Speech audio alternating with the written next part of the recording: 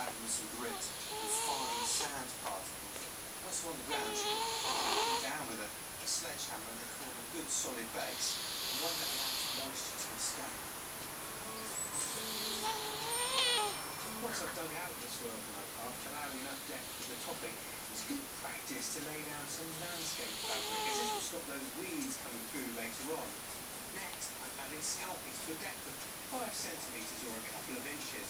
Level this out across the surface and compact by tapping down with the bottom of the sledgehammer. Now that the path is down and compacted, it's onto the edging. What the material to use? And bricks. Now you can put them on the soil, just on their flat like that, or on their edge. Or you can do dog tooth edging. That's what I'm going to do here, which is the bricks set at 45 degrees, leaning one against the other. But you can just bury the ends down into the ground, and that'll be perfectly fine for just you and your family walking up and down the garden path. If you just want to get a bit more use, well, watering and using this hand cement is the key for longevity.